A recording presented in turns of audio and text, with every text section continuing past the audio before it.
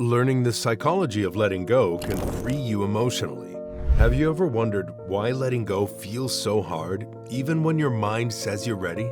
The answer hides inside the psychology of letting go, where the brain's wiring, survival instincts, and emotional stories all collide. And once you understand how this system works, something shifts. You start seeing why the past holds on, and how real emotional release can open a level of freedom you may not know you've been missing. So, what makes the brain cling to things that hurt? Why does it replay the same memories even when you want peace?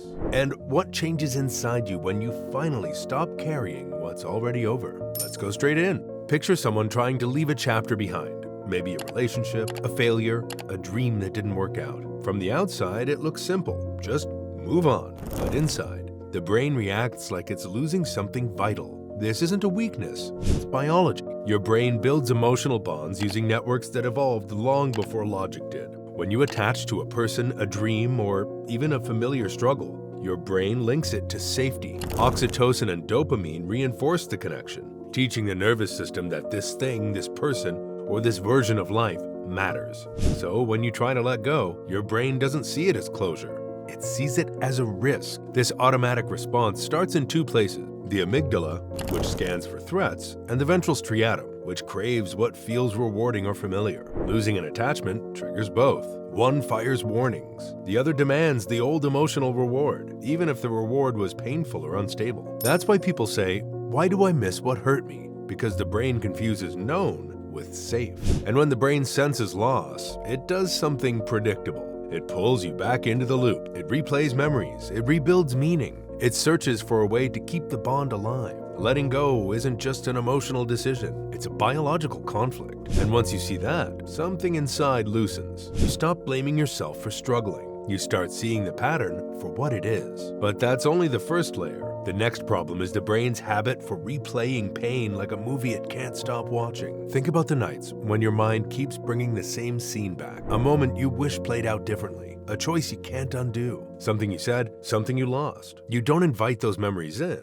They break in on their own. This happens because the brain is built to reprocess unresolved events. The hippocampus stores the memory. The amygdala marks it with emotional intensity. And the default mode network pulls it forward when your mind goes quiet. That network is responsible for self-talk, reflection, and unfortunately, rumination. The brain loops the memory because it wants completion. It's trying to solve a puzzle that no longer has pieces. But here's the catch. The more the memory replays, the stronger the emotional pathway gets. Neurons that fire together wire together. So, a memory you never wanted to relive becomes a track your brain can replay effortlessly. This is why letting go feels stuck between what you want and what your brain keeps doing. You're trying to move forward. Your brain is trying to fix the past. Both sides think they're protecting you. And here's the part most people never realize. The brain isn't looping the memory because it wants to hold on. It's looping because it doesn't know the story is over. It hasn't gotten the signal that the thread is gone or the chapter is closed. Which brings us to the deepest anchor of all. Sometimes the reason you can't let go isn't about the memory.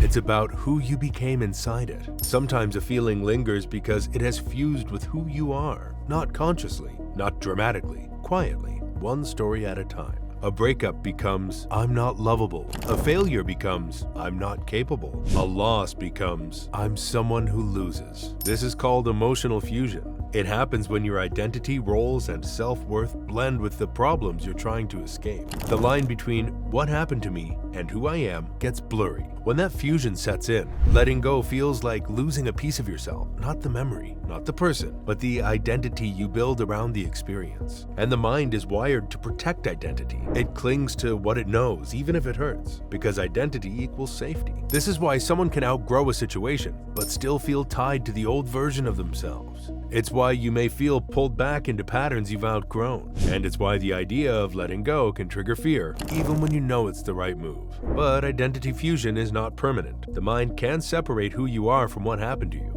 And once that separation begins, emotional freedom becomes possible. To get there, the brain needs a new skill, one that rewires meaning at the root. When your identity starts to loosen from the pain, your brain becomes open to something new, changing the meaning of the experience. Not rewriting it, not denying it, changing how your mind interprets it. This process is called cognitive unhooking. Here's what it looks like inside the brain. When you rethink a painful event with more distance, the prefrontal cortex steps in. It adds new context. It asks new questions. It turns a raw emotional memory into something the mind can look at instead of live inside. This isn't positive thinking, it's neural rewiring. Studies show that when someone reappraises a difficult moment, the amygdala, the part that fires emotional alarms, calms down. The emotional charge drops. The meaning shifts. A memory that once felt like a wound becomes a fact your mind can stand next to without falling through. And here's the part that surprises people. The brain does not need years for this shift. It needs repetition, a few moments of stepping back, a few moments of choosing a clearer perspective. Over time, the brain stops feeding the fear pathway and strengthens a new one. Reappraisal, distancing, attention redirection.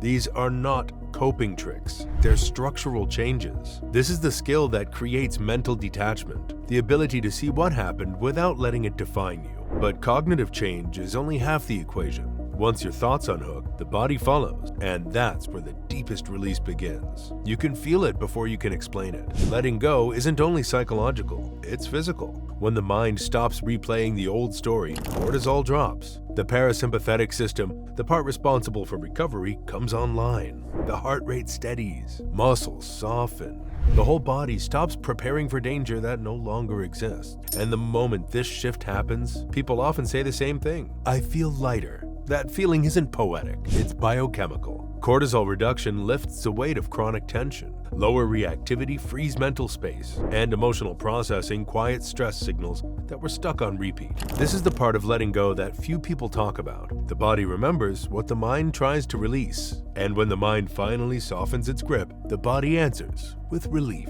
The release is not dramatic, it's quiet, and once the body stops fighting the past, the future becomes easier to step into, which leads to the final shift, one that changes how you move through the world. When the brain stops looping the old story and the body stops bracing for impact, something powerful rises in the space that opens. Clarity. Not the kind that feels distant or cold, the kind that feels like coming home to yourself after a long time away. People think letting go is about forgetting. It's not. It's about reclaiming the energy you were spending on what couldn't be changed. This is where resilience grows, new identity forms, and your mind stops shrinking around the past and starts expanding toward possibility. Rumination goes down, emotional regulation goes up. Life doesn't feel like survival anymore. You start becoming someone who can build instead of someone who's trying not to break. This is the real work of psychological freedom, not escape, but expansion. The ability to live without old pressure weighing down every step. And once you reach this point, something becomes clear. You didn't let go of the past. You let go of the version of yourself that had to hold it. When you learn to let go, the past doesn't disappear. It simply loses its claim on the future.